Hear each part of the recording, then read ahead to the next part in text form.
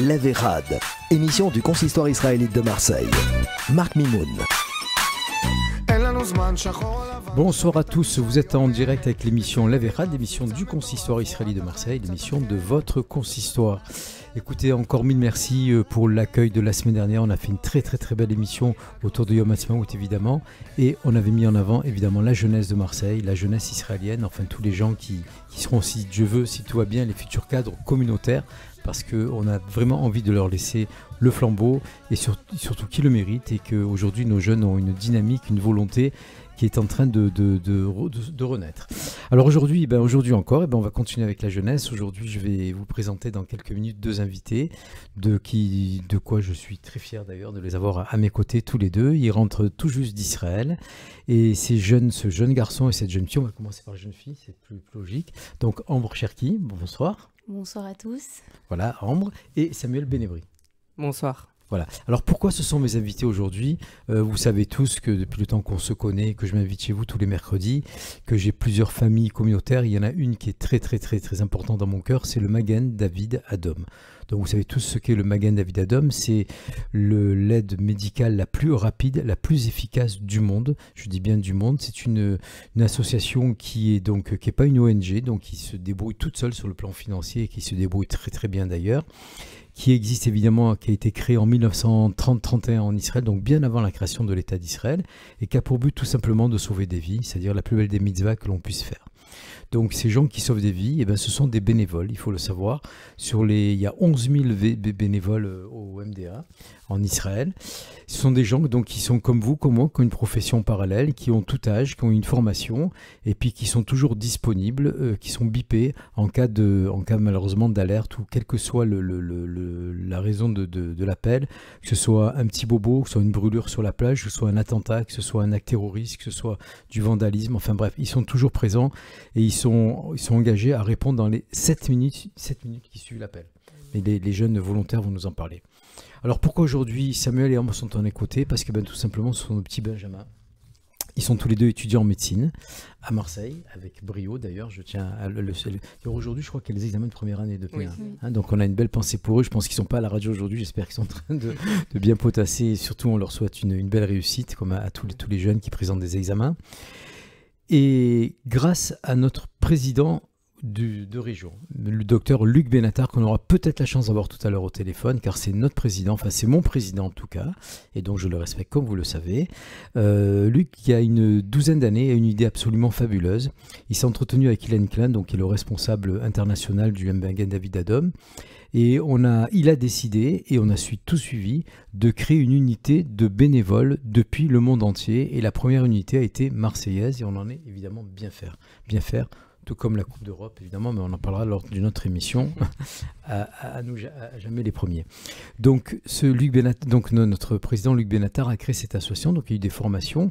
Donc dans les premières années, on était, disons, les pionniers à partir, on était des gens un peu plus âgés que vous, évidemment. Et au fur et à mesure, ce mouvement a pris beaucoup d'essor. Maintenant, dans la France, il y a énormément de bénévoles volontaires. Il y en a aussi en Belgique, il y en a au Canada, il y en a aux États-Unis. Donc je veux dire, il y a vraiment entre guillemets, une diaspora de bénévoles du Magen David Adom.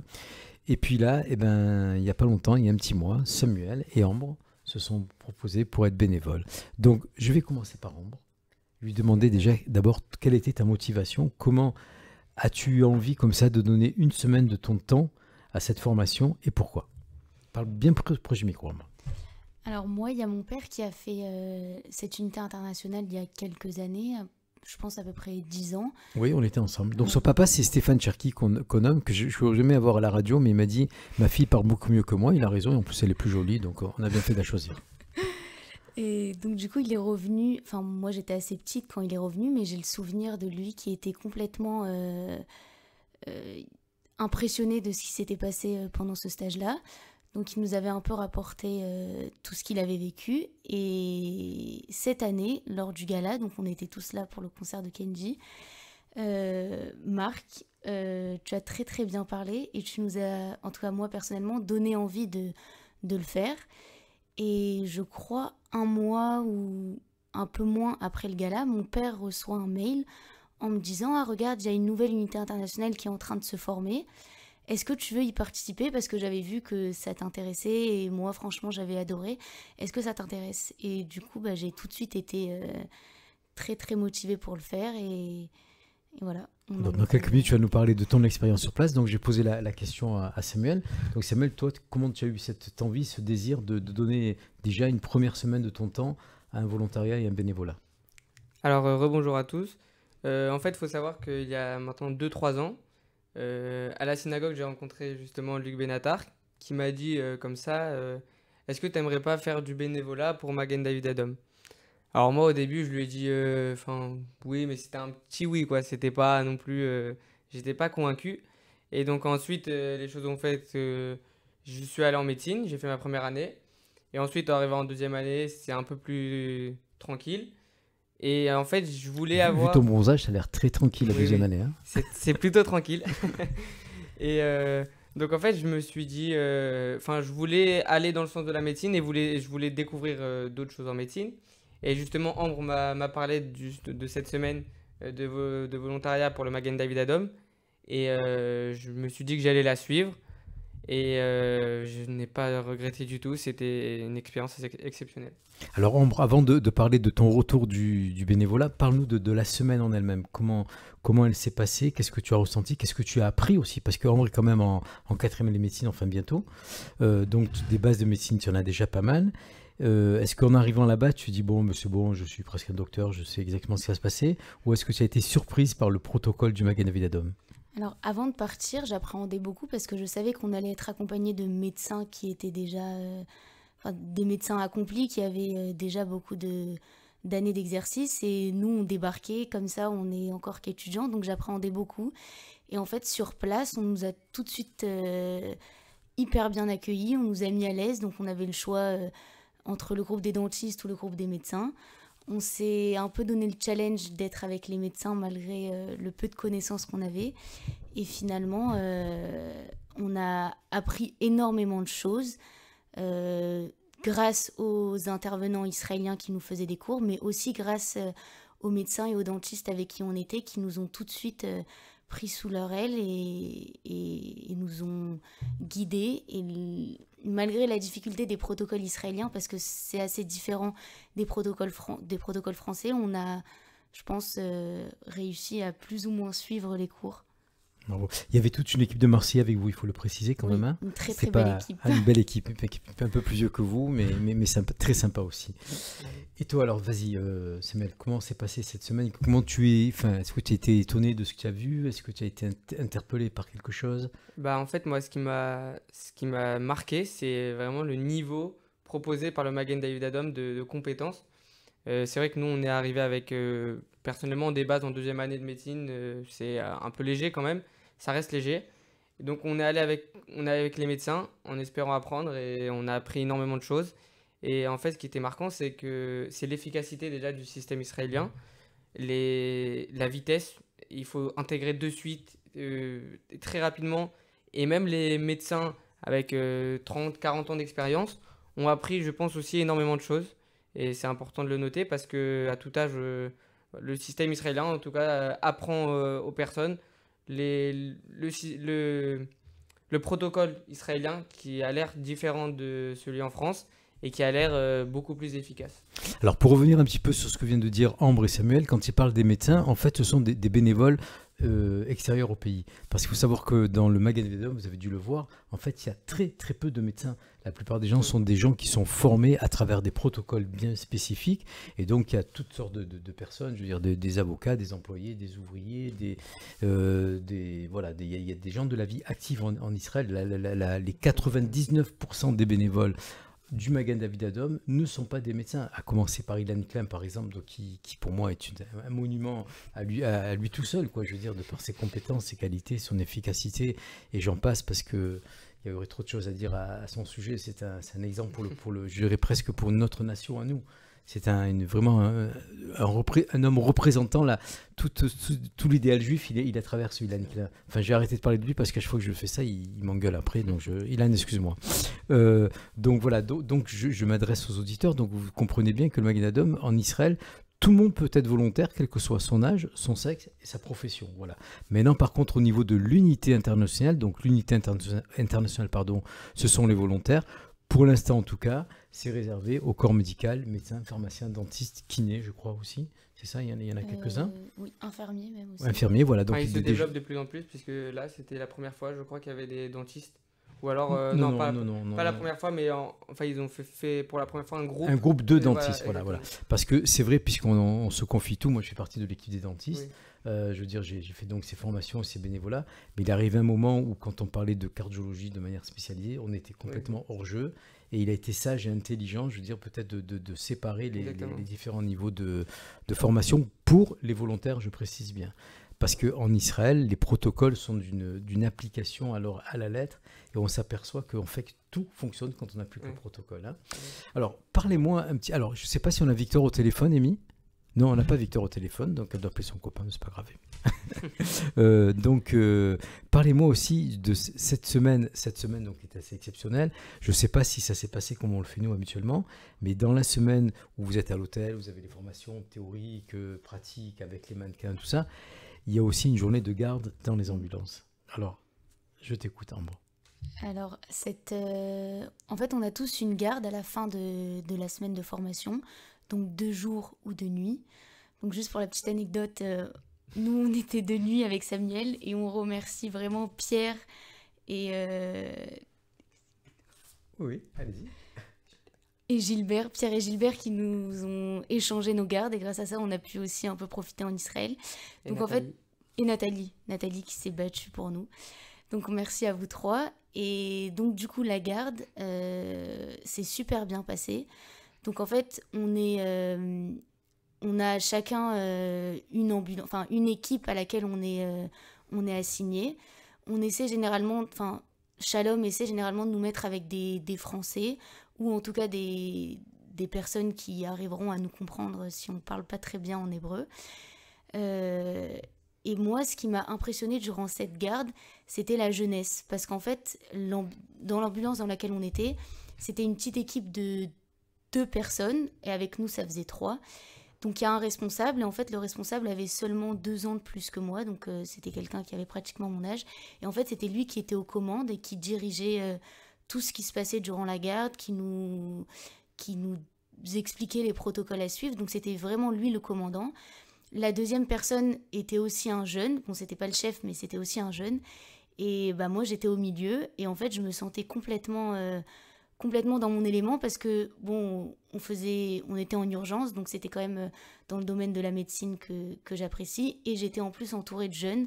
Donc j'étais comme un poisson dans l'eau. C'était vraiment beau. Je suis très très ému par ton intervention parce que qu'une jeune parle de l'intervention d'autres jeunes, c'est beau. Je veux dire, c'est là qu'on réalise quand même qu'il y a beaucoup beaucoup de choses à faire.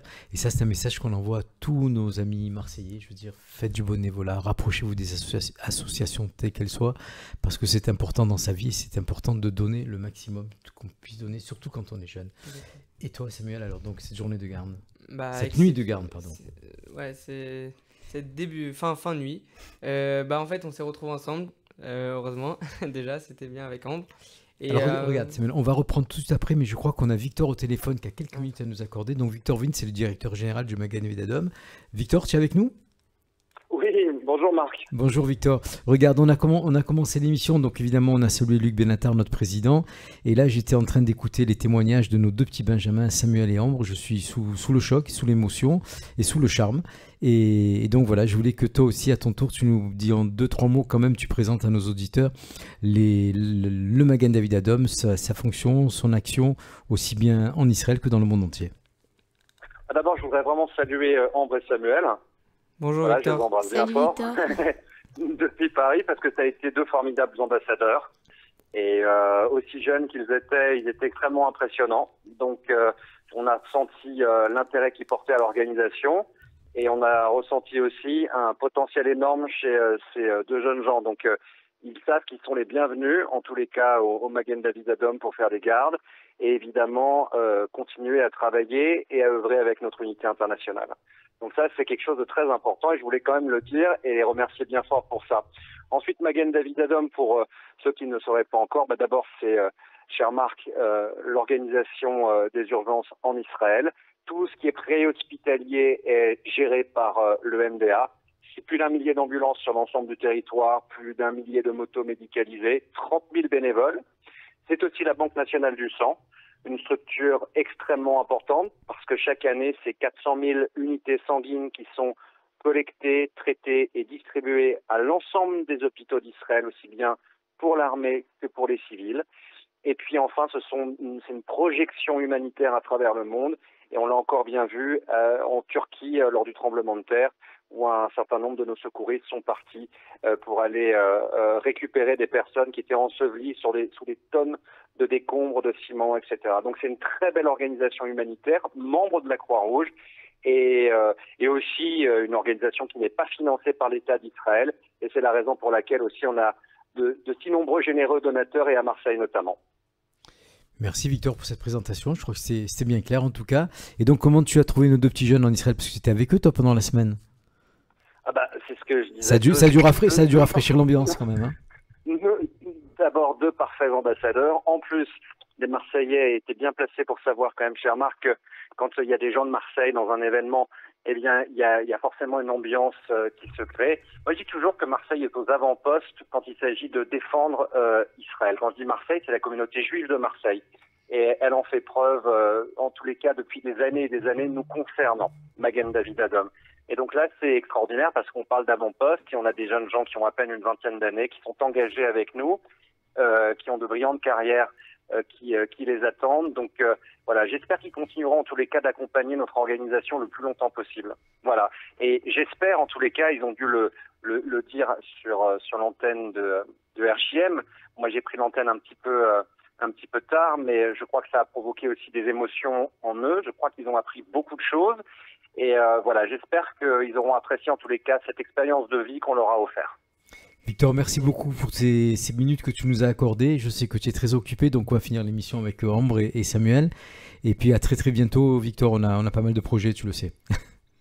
Avec grand plaisir, à très bientôt et je vous embrasse tous très très fort. À bientôt Victor, merci. Merci Victor. Merci. Au revoir Ambre, au revoir Samuel, salut les amis, à bientôt. Ciao, à très bientôt. Alors Samuel, on t'avait coupé la parole, enfin Victor, il a pas coupé, il a pris au contraire la parole et c'était bien qu'il fasse un point là-dessus. Donc ta nuitée, ta de garde. Alors ma garde, donc c'est très bien passé. Heureusement, c'est vrai qu'on aimerait voir le maximum, mais heureusement on n'a pas eu trop à faire et c'est tant mieux. Et moi, ce qui m'a choqué, c'est la jeunesse, comme l'a dit Ambre, puisque pareil, ma paramédic, celle qui s'occupait de l'ambulance, qui récupère les appels, avait 22 ans seulement. Et aussi la variété dans les populations, puisque par exemple cette jeune était juive normale, il y avait le conducteur qui était plus religieux, il y avait encore d'autres personnes qui étaient moins religieux, et en fait tous travaillaient en groupe sans aucune distinction. On a fait des pauses avec d'autres personnes, personne ne se ressemble, mais tout le monde est rassemblé sous le même drapeau, et ça c'est fantastique, puisque c'est la plus belle des causes qu'on peut défendre. Et tous ensemble en plus, donc c'est magnifique. Voilà, ça c'est quand même une belle démonstration de démocratie qui existe en Israël. Et puis je vais compléter un petit peu ce que dit Samuel, c'est que peut-être qu'on ne l'a pas assez dit, mais il faut savoir que le Magen David sauve des vies, point. Que la personne soit juive, arabe, chrétienne, Exactement. Que ce soit à l'étranger, puisque comme vous l'avez expliqué, mais ça évidemment, il faut des gens de très haut niveau comme Ilan Klein et toute son équipe pour partir en Haïti, pour partir en Turquie, pour partir même en Syrie, parce que le Magen David est appelé dans le monde entier. D'ailleurs, pour l'anecdote, en Afrique, quand il y a quelque temps, il y a eu un grand tremblement de terre. Les premiers à être sur place a été le Magen David, donc l'État d'Israël, qui avait construit les premiers hôpitaux d'urgence. Et il y a beaucoup d'enfants africains aujourd'hui qui s'appellent Israël, en hommage à ce qui avait été fait par le Magen David. Voilà, donc le Magen David, on l'avait vu lors de la soirée de Kenji, puisqu'on en a parlé, on avait montré un petit film pour montrer qu'il n'y avait aucun racisme, aucun sectarisme, et encore moins le mot apartheid que certains journalistes... Enfin, j'appelle pas ça des journalistes, j'appelle ça des voyous qui osent appeler Israël, qui osent les dénominer d'apartheid. Je pense qu'ils ne connaissent pas la définition de ce mot. Mais on va revenir au Magen David, c'est quand même plus sympathique. Donc après cette semaine, vous êtes rentrés. Comment on est quand on revient après cette semaine-là ? On est rempli d'émotions. Et si on devait décrire cette semaine en un mot, pour moi, ce serait enrichissante. Elle a été enrichissante autant d'un point de vue... médicale et de tout ce qui est connaissance connaissance médicale, mais aussi d'un point de vue humanitaire, humain, parce que le Magen David Adom met énormément l'humain en avant, parce qu'on est là pour sauver des vies, mais aussi pour rassurer, aider des familles, des amis de blessés. Et en fait, c'est beau de voir que l'humain reprend une place, prend une place centrale. Donc c'était vraiment magique. Et on a eu une formation incroyable. On était accompagnés d'autres bénévoles au top, de formateurs très très compétents. Donc ça a été... c'était très beau et on a tous quitté Israël avec un petit pincement au cœur en se disant « Oh là là, mais c'est passé trop vite ». Le premier jour, le lever était difficile et le dernier, on s'est tous dit « Oh là là, mais c'est déjà le dernier ». Donc Nathalie, on compte sur toi pour la suite des formations parce qu'on t'attend. Et toi, Samuel ? Donc Nathalie, on parle de Nathalie, c'est Nathalie Azout qui est à Paris, qui dirige un petit peu tout ça et qui nous aide évidemment à organiser nos soirées. Mais là, je crois que j'ai trouvé 2 beaux ambassadeurs pour la prochaine soirée qui aura lieu. Je vous donne déjà la date, c'est le 19 novembre 2023. Parce que je pense qu'à la limite, je vais laisser ma place carrément. Parce que on a besoin d'un ambassadeur, peut-être que vous. Bon, allez, je reste encore un petit peu. Alors Samuel, quand on revient de ce voyage, comment on est ? On est époustouflés parce que on vient de passer une semaine extraordinaire. C'est vrai que pendant la semaine, d'ailleurs, on passe un beau jour à Shalom, qui nous a formés là-bas. Et donc, les horaires sont assez stricts quand même, mais ça fait du bien d'apprendre comme à l'école et d'être à fond dans ce qu'on fait. Donc, mais pendant la semaine, on ne se rend pas compte de ce qu'on vit. En fait, c'est en arrivant aux 2-3 derniers jours où on se dit, mais mince, mais c'est extraordinaire ce qu'on fait.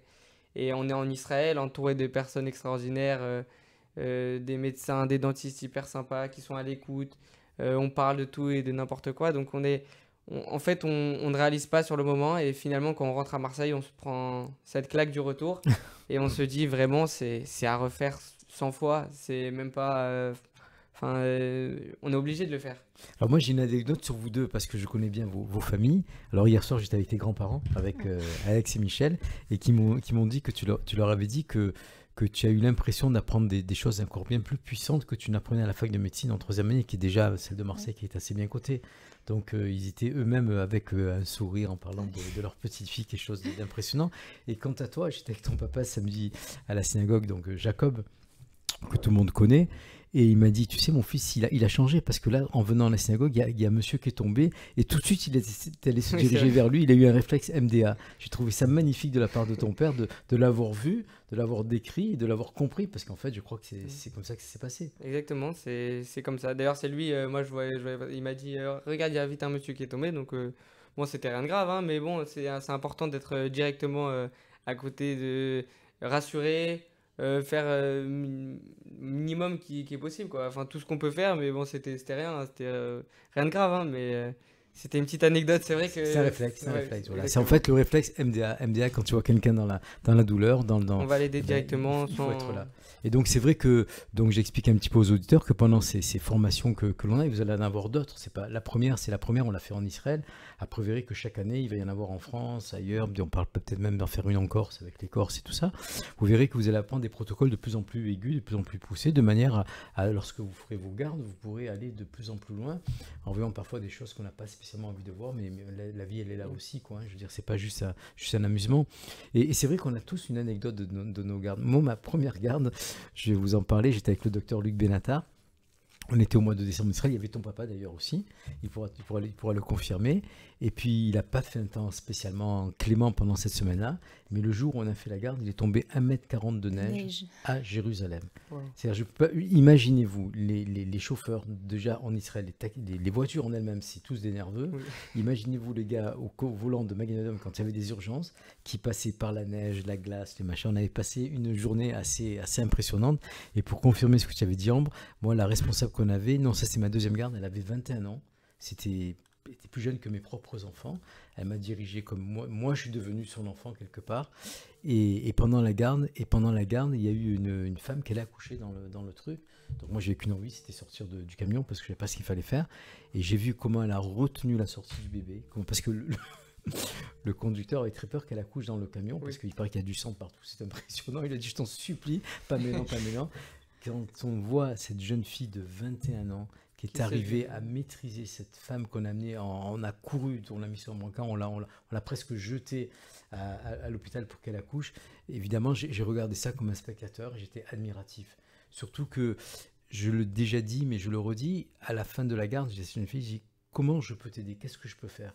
Elle m'a dit, quand tu rentres en France, essaie de faire des réunions, essaie de faire des formations, essaie d'envoyer de l'argent, non pas pour nous, parce qu'ils sont tous bénévoles, mais parce qu'on a besoin de votre soutien. Voilà. Donc le Magen David Adom, en fait, c'est une famille. Voilà. Aujourd'hui, on est tous dans la même famille. On partage les mêmes souhaits, les mêmes angoisses, les mêmes inquiétudes. Et puis, il y a une fierté, pas de l'avoir fait, mais de voir cette jeunesse-là. Et moi, je suis fier de vous avoir vu à vous, tous les deux. Je suis content que vous soyez venus à la radio. Donc, vous allez chacun dire un petit mot de fin. Amy, je crois qu'il ne reste pas longtemps. Vous dites chacun un petit mot de fin, et puis après, je clôturerai l'émission. Alors, on va finir par Ambre, donc on va commencer par Samuel. Alors moi, si j'avais 2 messages à faire passer, déjà, c'est premièrement aux jeunes, parce que je sais qu'on a un peu galéré pour se faire admettre, pour aller en Israël avec Magen David Adom. Mais c'est pour dire que c'est hyper important pour les jeunes de s'engager dans quelque chose qui nous dépasse, parce que ça devient un objectif. Et spécialement pour cette cause, qui est le Magen David Adom, qui est une organisation exceptionnelle, en Israël surtout. Et en fait, ne pas se dire, c'est quelque chose de banal, c'est un peu lourd pour les jeunes et tout ça. Mais en fait, on ne peut pas savoir ce qu'on vit. C'est extraordinaire, tout ce qu'on vit pendant cette semaine, tout ce qu'on apprend, parce que on apprend plus qu'à la fac, je pense. En une semaine, on a appris énormément de choses. Donc voilà, déjà pour motiver les jeunes à le faire, parce que c'est extraordinaire. Vraiment, c'est une expérience inoubliable. Et deuxièmement, c'est aux donateurs, puisque Magen David Adom est uniquement financé grâce aux dons partout dans le monde. Et en fait, c'est tout Israël qui tient techniquement sur l'épaule des donateurs. Et on espère qu'il y aura de plus gros donateurs encore pour que le système de santé en Israël se développe encore plus, pour sauver le maximum de personnes dans les meilleures conditions. Et c'est une vraie fierté de voir, par exemple, les ambulances pendant les gardes. Celle-là a été offerte par des gens aux États-Unis.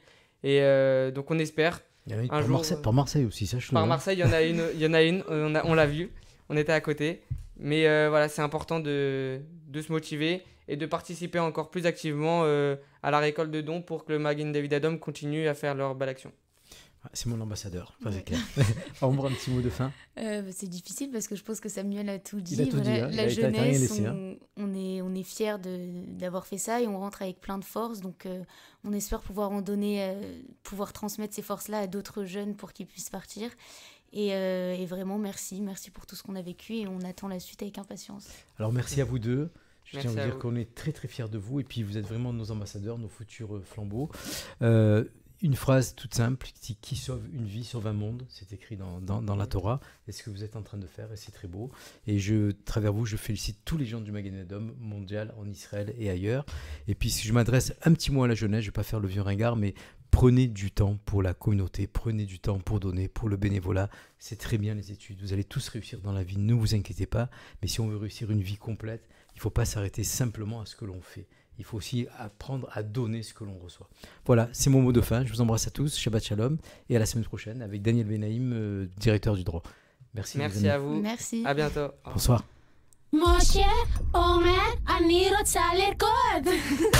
La Vérade, émission du consistoire israélite de Marseille. Marc Mimoun.